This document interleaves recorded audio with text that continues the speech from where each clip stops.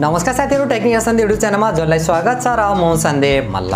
So guys, हजुरहरुलाई याद छ भने केही समय अगाडि मोटोरोलाले चाहिँ आफ्नो मोटो X20 सिरिज मध्येका 3 वटा स्मार्टफोनलाई ग्लोबली मार्केटमा लन्च गरेको थियो। मोटो X20 र मोटो X20 प्रो को बारेमा त हामीले योभन्दा पहिलाको भिडियोमा पनि कुरा गरेका थियौं। मोटो X20 लाइट को बारेमा चाहिँ कुरा गरेका थिएनौं किनभने त्यसको नाम चाहिँ अलिकति चेन्ज हुने सम्भावना चाहिँ रहेको थियो र इन्डियन बजारमा चाहिँ मोटो X20 र मोटो X20 फ्युजन नामले चाहिँ हामीले दुईवटा स्मार्टफोन देख्न मिल्दैछ।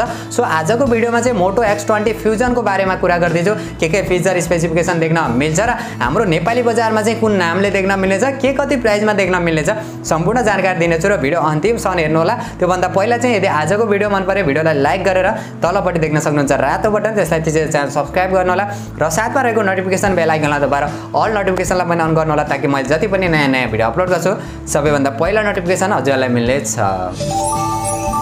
ओके, सो गाइज, अब चाहिँ ढिला नगरी आजको भिडियो सुरु गर्न चाहन्छु र मोटो X20 फ्युजन को बारेमा कुरा गर्ने हो भने अघि पनि मैले भनिसकेको छु, यो ग्लोबल मार्केटमा लन्च भएको मोटो X20 लाइट को रिब्रान्डेड भर्जन रहेको छ। ओभरअलमा हेर्ने हो भने एकदमै कमालको स्मार्टफोन रहेको छ। सो आज यसैको सबैभन्दा पहिला चाहिँ म डिजाइन, डिस्प्ले र बिल्ड क्वालिटीबाट चाहिँ सुरु गर्न चाहन्छु। 6.7 इन्चको फुल एचडी प्लस 10 बिट ओली डिस्प्ले देख्न मिल्छ 90 हर्ट्ज का साथ। 385 को चाहिँ पीपीआई पिक्सल डेन्सिटी देख्न मिल्छ। 180 हर्ट्ज को चाहिँ टच स्याम्पलिङ रेट देख्न मिल्छ। HDR10 प्लस र वाइड वन L1 को पनि सपोर्ट रहेको छ। ओभरअलमा हेर्ने हो भने डिजाइन, डिस्प्ले र बिल्ड क्वालिटी एकदमै दामी देख्न मिल्छ। पछाडिपट्टिको डिजाइन फुल प्लास्टिकको रहेको छ।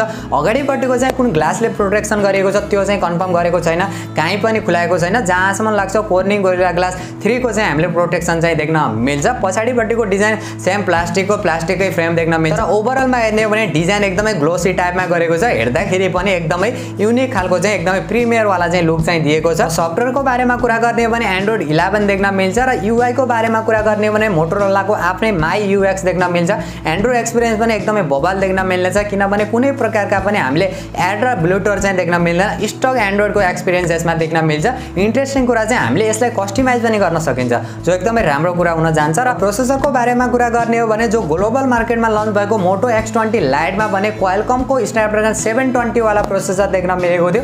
तर इन्डियन बजारमा लन्च भएको मोटो X20 फ्युजनमा भने हामीले मिडियाटेकको हेलियो 800U वाला प्रोसेसर देख्न मिल्छ, जसमा 5G को सपोर्ट पनि रहेको छ। 7 नैनोमिटर फेब्रिकेसनमा बनेको छ। पावर एफिसिएन्सी पनि एकदमै राम्रो देख्न मिल्नेछ। गेमिङका लागि पनि एकदमै राम्रो प्रोसेसर रहेको छ, जो क्वालकमको स्न्यापड्रागन 720 भन्दा चाहिँ बेटर परफर्मेन्स चाहिँ हामीले यसमा देख्न मिल्नेछ। LPDDR4X RAM र UFS 2.2 को चाहिँ स्टोरेज टाइप देख्न मिल्नेछ। ओभरअलमा हेर्ने हो भने रिड एन्ड राइट को एक्सपिरियन्स पनि एकदमै बबाल नै देख्न मिल्नेछ। भने यसको क्यामेराको बारेमा कुरा गर्ने हो भने चाहिँ हामीले पछाडिपट्टि 3 वटा क्यामेरा देख्न मिल्नेछ। जो मेन क्यामेरा 108 मेगापिक्सल को primary sensor, second camera 8 megapixel को अल्ट्रा वाइड सेन्सर र थर्ड क्यामेरा चाहिँ 2 मेगापिक्सल को डेप्थ सेन्सर देख्न मिल्दैछ। भने यसको अगाडिपट्टिको सेल्फी क्यामेरा चाहिँ 32 मेगापिक्सल को देख्न मिल्दैछ। पछाडिबाट हामीले 4K भिडियो रेकर्ड गर्न सकिन्छ 30 FPS मा। अगाडिबाट 1080 पिक्सल को भिडियो रेकर्ड गर्न सकिन्छ, यो पनि 30 FPS मा। इन्ट्रेस्टिङ कुरा चाहिँ EIS को पनि सपोर्ट देख्न मिल्छ। ओभरअलमा हेर्ने हो भने क्यामेरा फिचर र क्वालिटी चाहिँ एकदमै बबल देख्न मिल्छ। जुन प्राइसिङमा इन्डियन बजारमा लन्च हुँदैछ र जुन प्राइसमा चाहिँ युरोपियन कन्ट्रीमा ग्लोबल मार्केटमा लन्च भएको थियो त्यो प्राइसिङलाई हेर्ने भने एकदमै बबाल देख्न मिल्छ।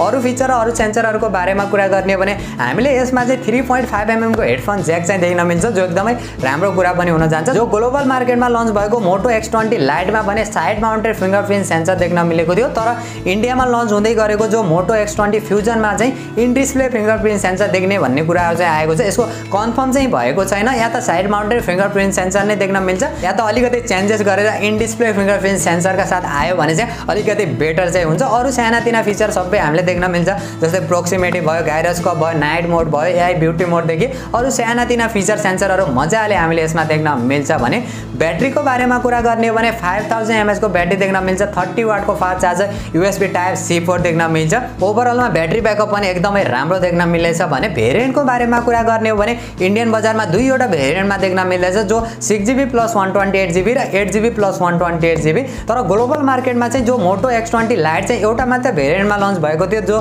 6GB + 128GB। जो ग्लोबल मार्केटमा लन्च भएको प्राइसलाई कन्भर्ट गर्ने हो भने चाहिँ एकदमै ओभर प्राइस नै हुन्छ, जो हाम्रो नेपाली बजारमा लगभग 48-49 हजारमा चाहिँ लन्च भएको थियो। तर इन्डियन मार्केटमा चाहिँ सस्तो प्राइसमा हामीले देख्न मिल्दैछ। जो यसको बेस भेरिएन्ट 6GB + 128GB चाहिँ लगभग हामीले नेपाली बजारमा 35 देखि 40 हजार को बीचमा देख्न मिल्नेछ। भने जो यसको हायर भेरिएन्ट चाहिँ लगभग 40 देखि 45 हजार को बीचको चाहिँ एक्सपेक्ट गरिएको छ। सो गाइस, यही थियो मोटो X20 फ्युजनको ओभरअल डिजाइन फीचर र स्पेसिफिकेसन र मेरो पर्सनल ओपिनियनको बारेमा कुरा गर्ने हो भने ओभरअलमा यसको फीचर स्पेसिफिकेसनलाई हेर्ने हो भने चाहिँ एकदमै कमालको स्मार्टफोन रहेको छ। पोको F3 GT सँग चाहिँ टक्कर गर्नको लागि नै यो स्मार्टफोनलाई बनाइएको छ। ओभरअलमा एकदमै कमालको फीचर नै हामीले यसमा देख्न मिल्छ। गेमिङ वाइज हेर्ने हो भने पनि, डिजाइन वाइज हेर्ने हो भने पनि, क्यामेरा फीचर क्वालिटीलाई हेर्ने हो भने पनि एकदमै कमालको स्मार्टफोन रहेको छ। नेपाल लन्च डेटको बारेमा कुरा गर्ने हो भने अहिले नेपाल लन्च डेटलाई लिएर भने कुनै अपडेट भने आएको छैन।